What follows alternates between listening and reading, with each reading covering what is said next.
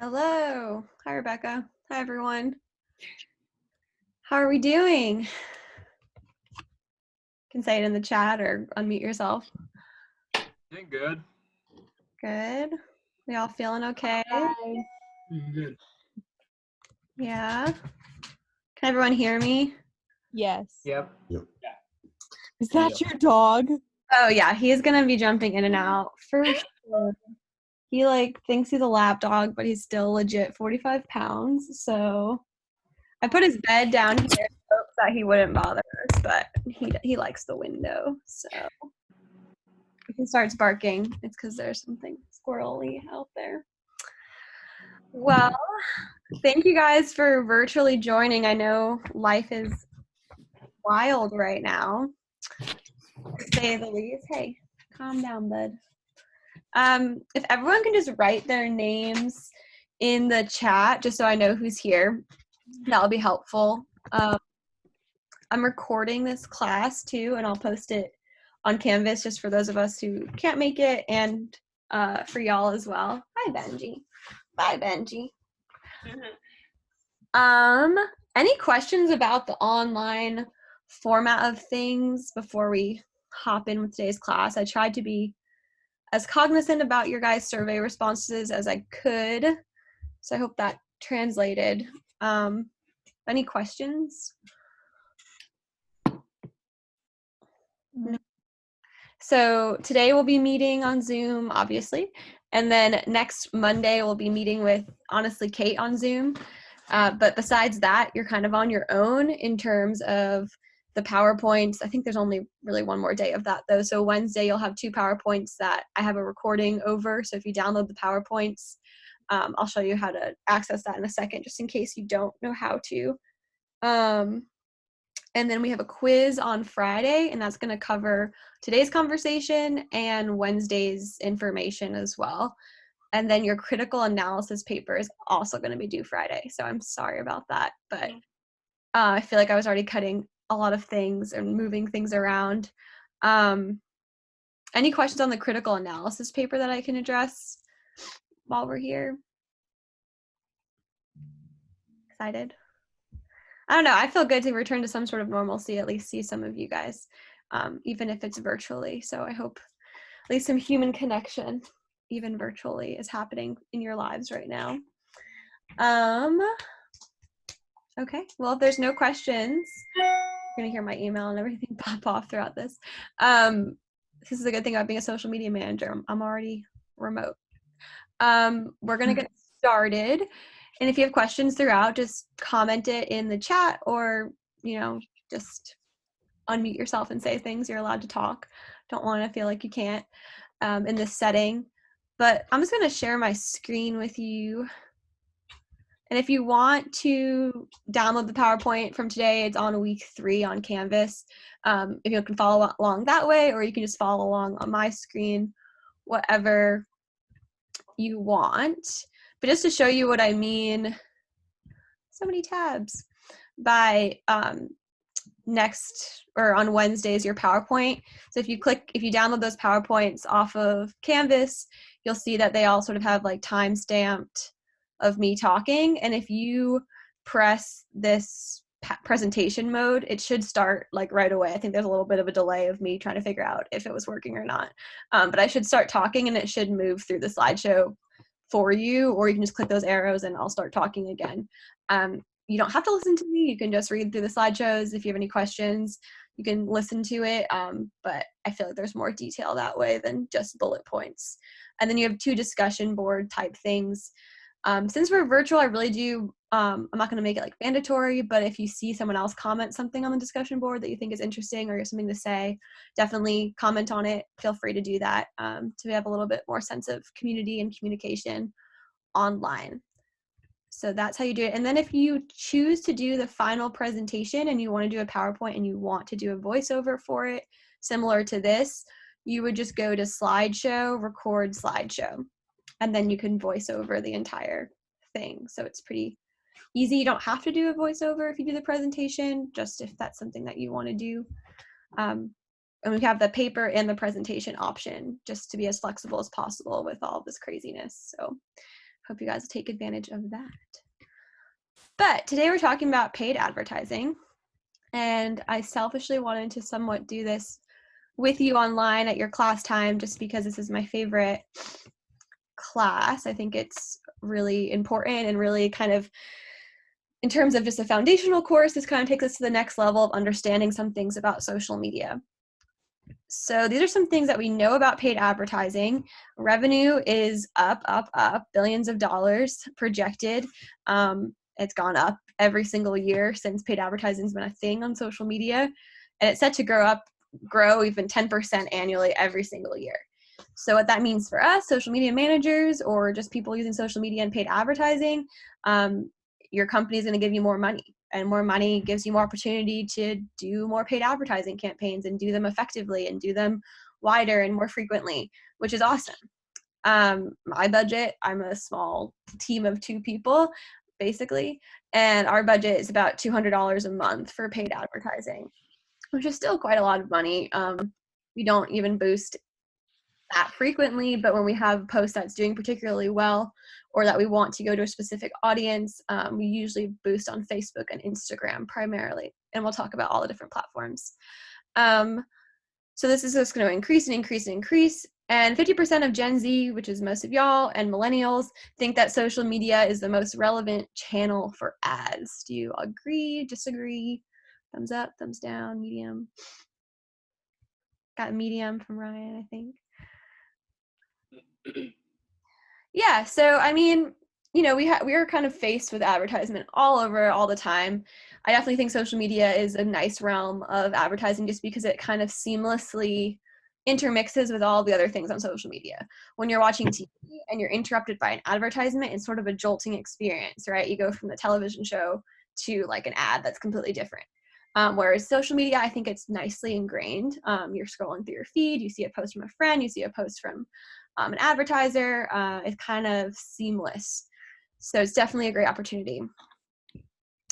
So why do we do this? Why do we pay to advertise on social media? Organic reach is sort of declining for brands. You can't get as many eyeballs on it. You can't have as much of a reach. You can post organically depending on what your goals are, especially if you're a company that has a small base in a small town or something like that.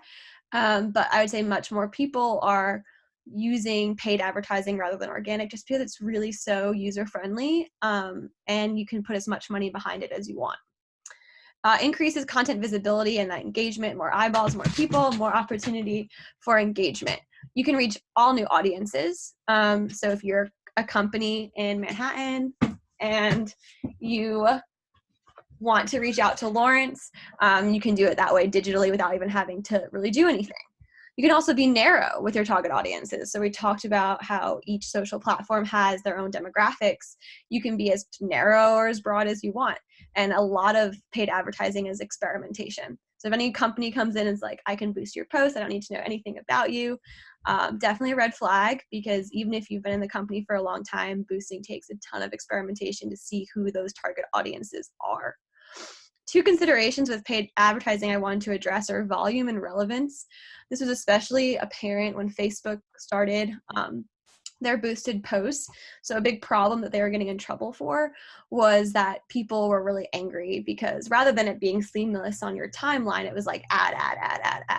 And people really wanted to be on Facebook to connect with their friends and their family, and they didn't want to be bombarded with advertisements. So the algorithm was all messed up. And that has to do with the volume of it versus the relevance of the material to the person. They've definitely gotten better with their algorithm now. It's sort of more seamless. You don't always have ad. It's mixed nicely. But the more people who are paying for advertising and being promised eyeballs, the more advertisement we might see in our feeds. Facebook also got in trouble recently, and we'll go into boosted posts, but basically when you boost a post, it tells you like an average of eyeballs that you'll get just from paying for X amount of days. And Facebook was like 100% exaggerating those numbers. So it would tell you, okay, you're paying $35 for 7 days, you're going to get 10,000 eyeballs. And then people were actually looking at their posts and seeing that they're getting 100 eyeballs. So just something to be cautious of too. Even though you're being promised these numbers, you need to look back at your analytics and see what is working and what is not, because just because they're promised and paid for doesn't mean that's what's happening. So I'm going to break this down similarly to platforms and audiences. So we're going to start with Facebook and then kind of move from there. There's Facebook. So we have boosted posts and Facebook ads. We're going to talk primarily about boosted posts. Facebook ads are a little bit more time consuming. You're actually making an advertisement. They are great. They can generate lots of different objectives for you, depending on your goals and your target audience is. But boosted posts are pretty much the most user-friendly, I would say. So you choose a target audience, a total budget, and a duration that you want it to run. So just for an example, if we go on to Ian's Facebook page, if I want to boost a post, I have this handy dandy blue button that says boost post. And if your post is doing particularly well, it'll actually recommend posts for you to boost. So you can pick some objectives here, but you're sort of limited in your objectives. So you can get more people to watch your video. You can connect and chat with potential customers. So whatever your goals are, the algorithm will sort of change where the post is going. You can choose a link for the button that you want it to have when you boost. And then you get into that target audience. So people you're targeting. And if you can pick men and women, you can pick just one, you can pick an age range. This is just New York. The other really cool thing with detailed targeting is you can find people, and we talk about social footprints, right, where people's little paths on the internet are kind of catering content to them. You can find those people by detailed targeting. So I could pick people who have interest in the ocean who might be more likely to like my content or engage with my content. And right now it's telling me my potential audience size is 14 million people. So that's a huge number. You're not going to get that unless you're paying exponential amount of money. But that's just the possibility of just based on these demographics. And you can put as many locations as you want. This is where the experimentation comes in. So we've done some where we do just America and big cities, and then we do the same post, same time, just in Europe, and see kind of how that changes. Of course, people are messaging me on Facebook, like when I happen to be on Facebook for the first time today.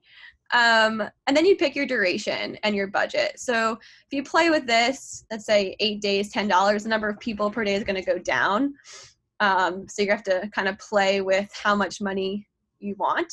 But the duration and the budget together is going to tell you an estimated amount of people that you're going to reach, that this post is going to go to. Then you have your credit card information and boom, you press post. It's super, super easy. But again, just because you're promised these 5,300 people, even 1,800 to 5,300 is a pretty wide gap of possibility. You need to go back and check the analytics to see what's actually happening and see what's working for you. Maybe tweak the time frame or tweak the demographics. Let's see, do I have a question? How does Facebook know where to put your post in people's feeds based off what your goals are? Good question. So that's all kind of tied back to that social media footprint. So if your goals are to get messages, they might target it to people who tend to message businesses more so than other users. They know that just from your messenger, it's connected to Facebook. In terms of comments or views, they might give it to people who are more likely to engage, so people who like and comment on posts a lot. Does that make sense? Wait, is the $50 from like coming from you, or are you getting paid for that? I'm getting paid for it. So this is his credit card information. Yeah. So I have a budget of $200. I have his credit card. So, I mean, you can put whatever payment method you want in it, but yeah, I'm not paying for it right now either. I'm just exampling. I'm going to cancel out here and not spend $50 on this one because it's not even doing that well. So yeah, and I'm trying to find one where it's like, this is doing particularly well, but it'll just kind of say here, like, you should boost this one. It's already getting sort of organic reach. So this might be more likely to have more than organic reach. So that's boosted posts. That's not advertised. That's not Facebook ads. That's a little bit more hairy that you'll get into in higher level social media classes, but just as a little taste. these are some benefits of using paid advertising on Facebook. We've talked about how Facebook, you can't discount it because links are clicked on. The click-through rate on Facebook is one of the highest. You can get people to install your app. You can get people, what are you eating?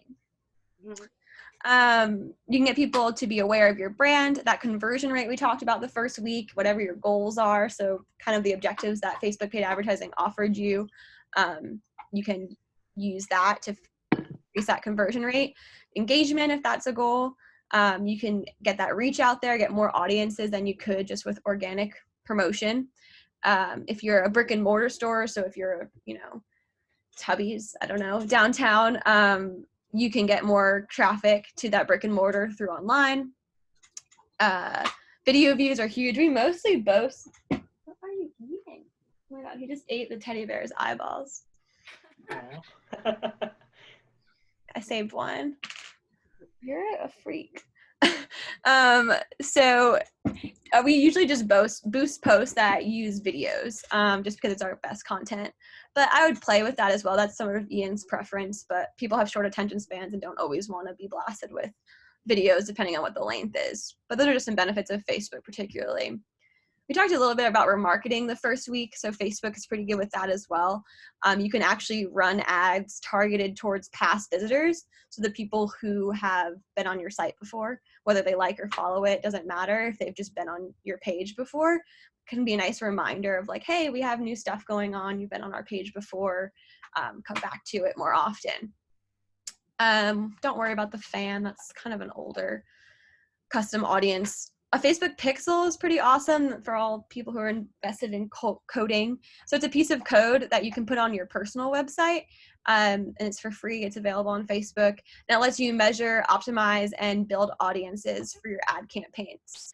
So you can just drop this little piece of code on your website, and it'll actually let you know who the demographics are who are visiting your own webpage.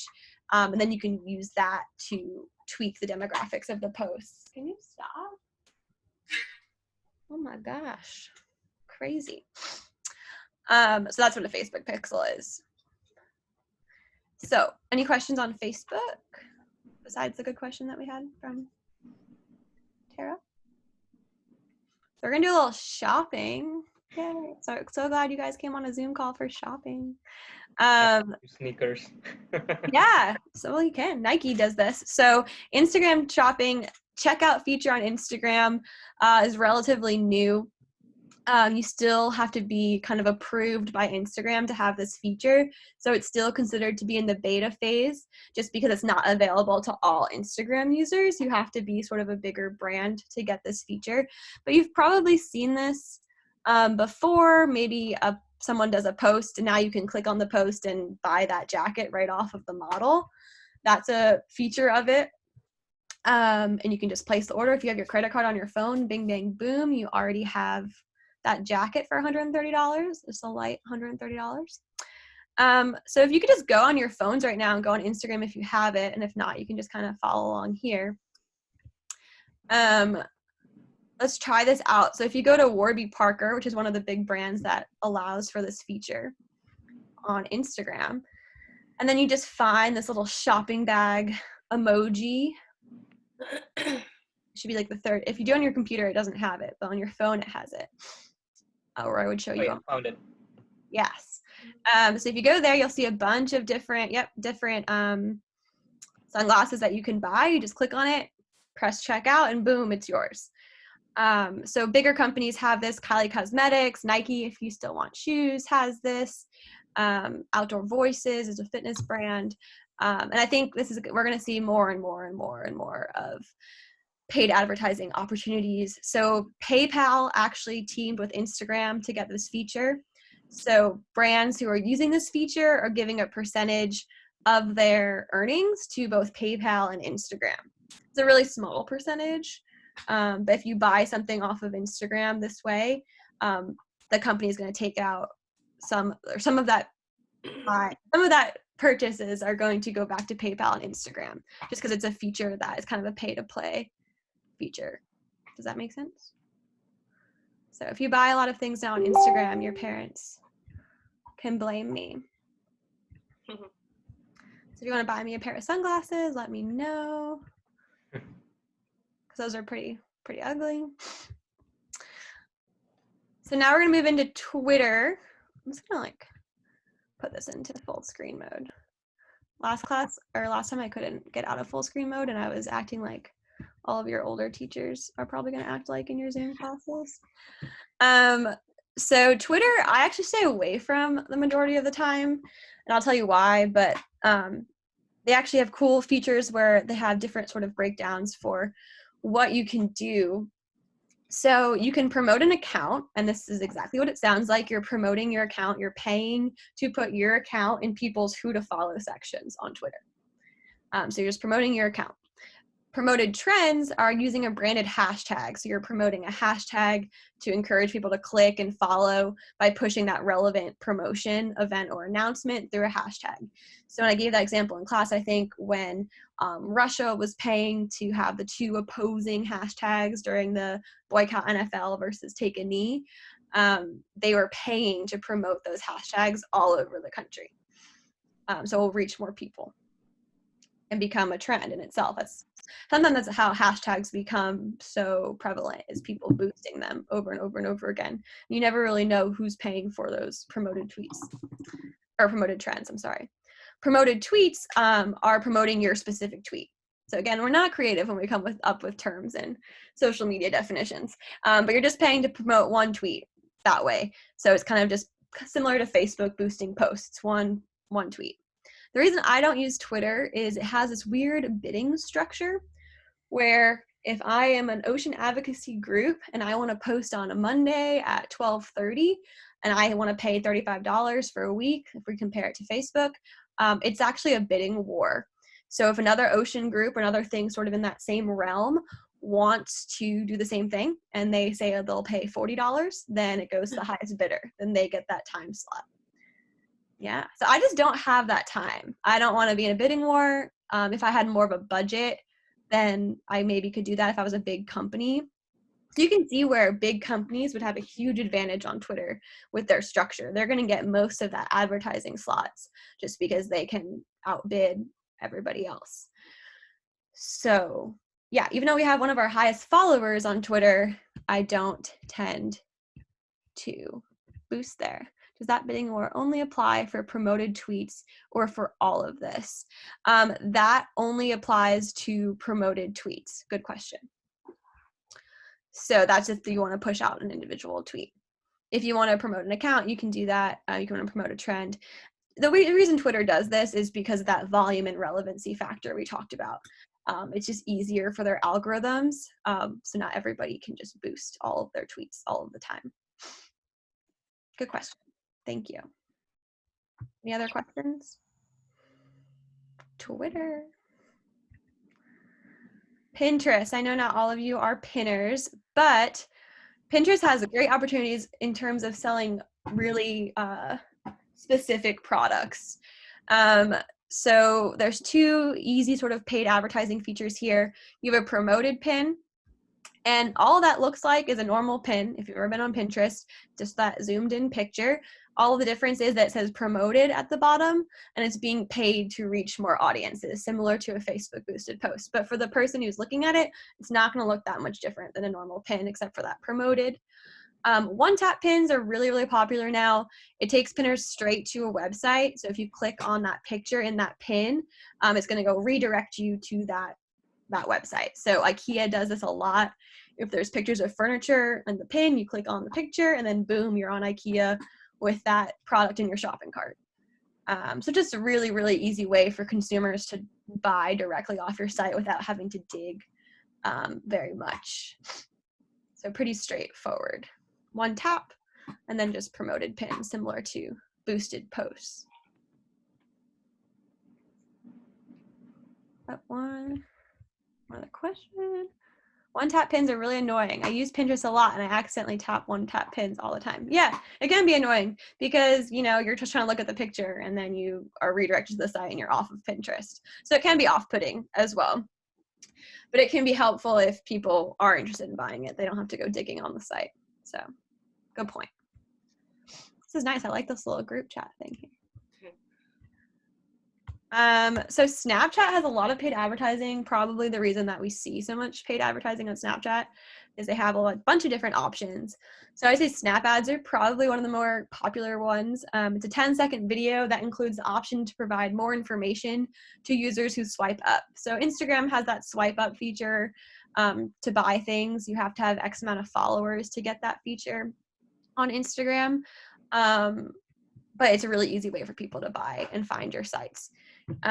Sponsored lenses.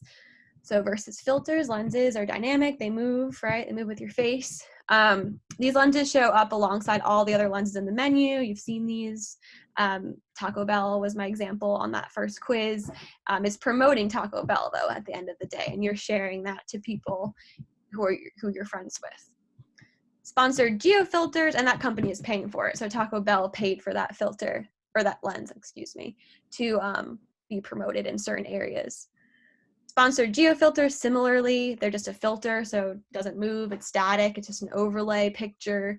And geo is usually to do with geographic location, so it can range from individual store to an entire country, depending on what you're paying for. Snap to Unlock is another sort of feature on Snapchat. People use it for events a lot of the time now too. You'll see on flyers like snap codes where you can just scan your phone over it and it'll take you to an event page website. So you don't have to, why are you being so destructive on this call?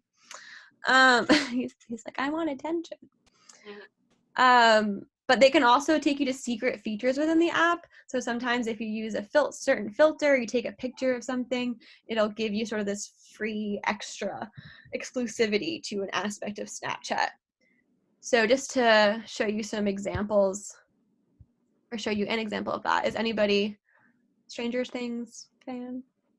Or former, yeah, we got some. So they did really cool thing with Snapchat about 1.5 years ago. Stop. This is my child. And if you can't hear it, let me know, but I think you'll be able to hear it. So just check out what they did on Snapchat. It's pretty cool. To promote one of the biggest shows on Netflix,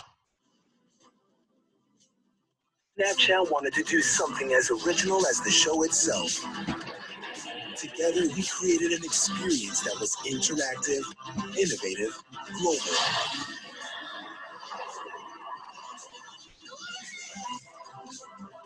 Our face lens turned people into 11 at her most fierce, giving them the power to open 3 world lenses that brought Snapchatters into the Stranger Things universe.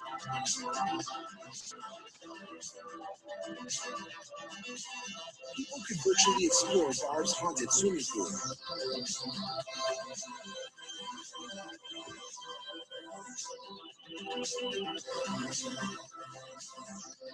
Interact in a 360 scene.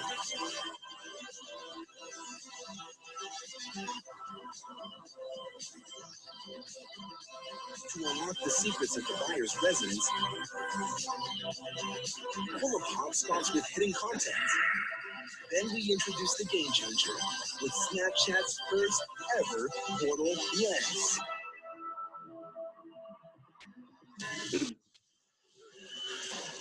No. By stepping through a virtual door, Snapchatters could immerse themselves in the Upside Down and bring all of its horrors to life. Oh my God, guys. This is crazy. The world took notice.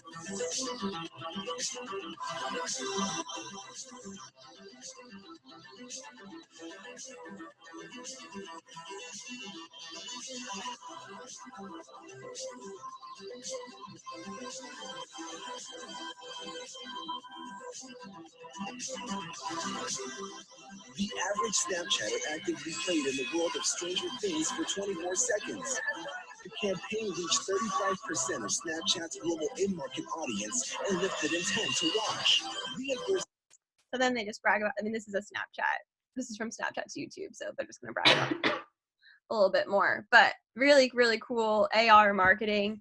Not sure I would put that pool on my waffles like that guy did. It's kind of gross. But really, really cool stuff, creative stuff. Somebody thought about that and was like, let's try it. They were the first ones to sort of have that AR marketing There's been some after this, but they were the first. And that's something you kind of want to be known for in the social media world when all of these novel things happen all of the time.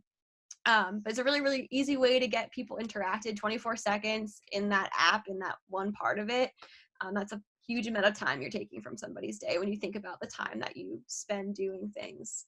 So just sort of to inspire you guys all to be creative and think about ways that we could use these features. And again, this totally depends on who your target audience is. You know, obviously they're using Snapchat, so Stranger Things was trying to tap into a particular demographic, the younger demographic, to watch their show. Depends on what your goals and objectives are. You don't have to use all of these paid advertising features. If you have a small budget, maybe you just boost on Facebook and Instagram like we do. So it just depends on what your goals are. Okay, coming back. YouTube has a bunch of paid advertising that's really, really helpful for people who don't want to spend a ton of money. Can you guys see my chat and stuff too? Like covering up words, or it's just me who can see that? So the first type of paid advertising, you've definitely seen it before.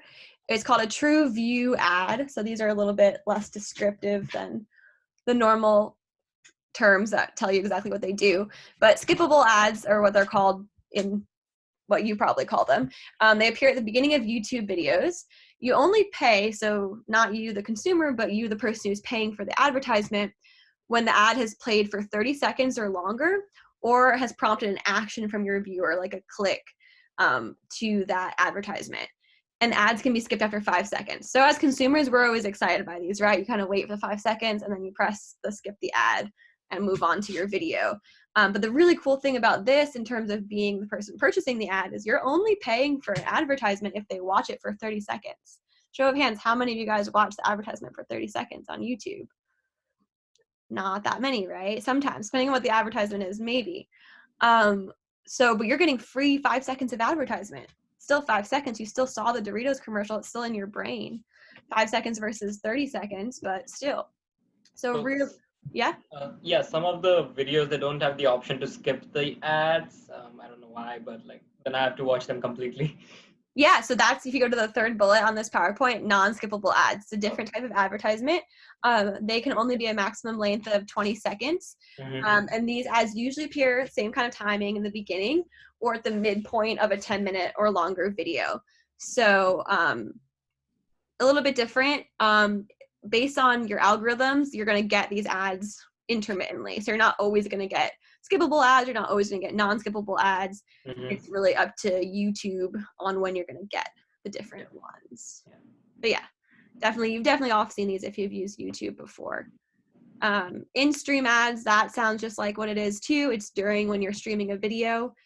They can be up to 3 minutes long. Don't recommend that because people are going to be upset. But 30 seconds is the recommended kind of advertisement for the ones that you're forced to watch midstream. A lot of YouTube videos are shared on Facebook, and you'll see that where you're watching a video and then it has that kind of circle of now you're going to see an advertisement for 30 seconds before you continue with your video. That's an in-stream ad. It usually has a companion banner too on YouTube. So it's an actual display ad that appears in the top right. So you can directly click on that advertisement that way if you want. TrueView discovery ads. So these are sort of like the display ads. They are recommended videos that pop up on the YouTube homepage or as recommended videos on your search page. So you like this video, so maybe you'll like this video. Again, we've discussed this, but Google owns YouTube, so it can kind of cater your content creepily to be very specific to what you might watch. Bumper ads, just like they sound like bumper of a car. They're at the back, so 6 seconds at most. These ads appear at the end of YouTube videos and are paid on a cost per 1,000 impressions basis. This is another really cool thing for the person who's buying the ad. So you're only paying based on 1,000 impressions. But remember that impressions rather than reach, it's not just, you know, the 10 of us here. It's if the 10 of us watch that video 10 times, that could be 100 impressions. So you can get up to that 1,000 impressions pretty quickly. But it's another way to sort of sneakily pay for advertising a little bit cheaper than maybe a TrueView discovery ad or something like that, or a non-skippable ad. Does that make sense? I hope we don't cut out. I think this only has a 40-minute max, so I'm trying to like get through it. But if we cut out, I'll just keep talking to myself and put it up on Canvas. But I think this is the last thing anyway, so we're good. Paid advertising tips. This is just generally speaking for all of the different platforms. Definitely try to choose the right kind of ads based on your objectives. So we've talked about that throughout. Twitter doesn't work for me because I don't have a big budget. That's not going to be a feasible objective for me. But maybe I'm targeting people who are going to be more likely to look at my content, like people who are already somewhat interested in the ocean. Don't get pigeonholed in that though, because new audiences are always good and you never really know who's going to be interested in your content. Definitely pay attention to creative restrictions per platform. And this can be the bane of your existence as a social media manager. I don't work totally on the visual side of things. That's another person. How many of you have posted an IGTV before? Got one, we got two. It's really annoying. Do you find it annoying? Yeah, too annoying. Yeah, so for all of you who haven't, the really annoying thing about IGTV is the format of it is just so off kilter with the rest of Instagram. So if you want to upload an IGTV, you have to drag a video file in here. It has to be a certain level of gigabytes. Sometimes it will reject your video. And then you have to pick this really skinny cover photo that's supposed to work perfect, and you don't get a preview of it. You just have to put it in, well, you have like a little preview here. And that will be on the part where it has an IGTV. So you'll even see the one that I posted. So like this is the skinny photo. But then that skinny photo is turned into a square photo and you don't really know when it's going to be cut off. So I've had to, and sometimes IGTV videos are really, really long. So you'll upload a 60-minute video. It'll take you an hour to upload. And then you figure out that someone's head's cut off in this part. I'm the social media in charge for one of my organizations, and we had to put a concert, like half an hour long video, and it just did not end up happening. There was just one after the other troubles, and I finally gave up. I was just like, we'll just send the link to anybody who wants to watch it. Yeah, it's super, super annoying. So I know when we think of restrictions, most of us, our minds go to like Twitter and having only 280 characters to say something, which is definitely challenging as well. But visuals can be kind of the bane of your existence. You want to have high quality things, but they can take lots and lots of time and editing to figure out all the different platforms if you want to reuse content. Another example is Twitter has a 2-minute and 12-second video max. You can't post anything longer than that. A way around that is posting YouTube video links, which is helpful. Similarly on Instagram, you only have a minute to do videos in a post if it's not IGTV. So just some things to think about. Facebook has its own size photo. Instagram has its own size photo. It can get kind of time consuming when you're putting those campaigns together and making multiple posts weekly. So just think about that fun. That's why I don't do the visual side of things as much. But get detailed with those demographic, interest, behavioral, and geo-targeting. Definitely helps know your audience. Like I said, we've done tests over and over again to see what's hitting and what's not. So we do a lot of like international versus domestic posts, and we actually found that we got triple the impressions internationally than we did domestically. So maybe we'll target more boosts out to Europe. Like it's still users who are engaging in our posts. So definitely play with that. Cool thing about boosting is you can tweak ads even after they're live. So with that boosted Facebook post, if I want to pay $35 for a week, I can go in and change that bio out and put a different link. So I can pay the same amount of money and get 2 links boosted within that week span that I'm paying for. Does that make sense? So you kind of get more bang for your buck that way if you're constantly updating those posts that you're already paying for anyway. And like I said, try new ways of advertising. Don't be afraid to experiment. Obviously, the Stranger Things, people kind of took a shot in the dark and it worked out really, really well for them. TikTok, I know, is offering paid advertising now. I haven't added it to this yet. I did download TikTok during this quarantine. Do you like it? So did I. It is Vine, people. I don't know if any of you have had Vine before this, but it is, and I loved Vine. But I'm like, this is so bizarre that Vine died just so TikTok could live. I don't understand. I do have some favorites already, though. It's actually really depleting my productivity in this quarantine state. It's addicting. It is. You just keep, and then the swipe feature is nice. I don't think Vine had that where you could just like keep going for ever and ever and ever. But this is paid advertising. Was there any questions on any of the stuff that we covered today? This is really cool stuff. Like if you're interested in something like this or something that's a little bit more like, okay, different than just general terms and things like that, definitely take some higher level social media classes next semester. So you can really dive in a little bit deeper with your own content creation, your own paid advertising. TikTok I have a Queen. question. Yeah. How did you get your job with like controlling that guy's social media? Yeah, so I worked for Ian as an intern in college, just doing research. I just applied for an internship and got it. And ever since then, I've just kind of done work for him as a side hustle. And he was like, "You're young, can you do my social media?" It's the same thing as my company. It's like you just kind of fall into these ruts. And I think I said this the first class, I didn't have classes in social media, so you all are so lucky that you've had sort of a taste in it. I've kind of just like plotted my way through it and figured out what was going on my own, and with Google's help. Because sometimes the biggest thing that Ian does is like he doesn't know if things are possible. So he's like, can this happen? Sometimes I'm like, I have no idea. So then I just go on Google and figure out if that's something that can happen. But yeah, if you are all throughout this and after this crazy place that we're in, interested in internships and stuff like that, I'm happy to read any cover letters or resumes, or I mostly have contacts in DC and New York. So if you're interested in any of those locations, I'd be happy to talk about that, because I feel like honestly, if there's anything you do in college, get those internships. And I know sometimes they're unpaid and that's really hard, depending on, you know, if you need to work in the summer. But those internships really set you apart in life, and you never know relationship building where it's going to take you. I got this internship out of pure luck, and now it's my job. So yeah, if you want to talk about that more, we can talk about it. I don't want to waste everybody's day on here talking about myself and my TikTok problem. But we haven't used TikTok for him yet. That'll be the day we get Ian on TikTok. He's kind of a cranky guy. Any questions on the final project or the paper? Or I hope you guys are all okay. This sucks. Like I just wish we could all be in the same classroom again. But keep me updated too. If anything happens, like let me know what's going on. If you can't make next week's Monday Zoom, just let me know. I'm not going to penalize anybody for anything. I just want to make sure we can connect if you can. Going forward with this online course, it's a lot of stuff on your own.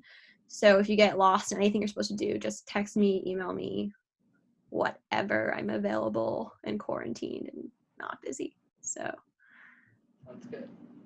That's good, right? Take this time too. I know just as like a social media plug. I know there's a lot of bad things circulating and a lot of false information circulating on social media. This is a social media class.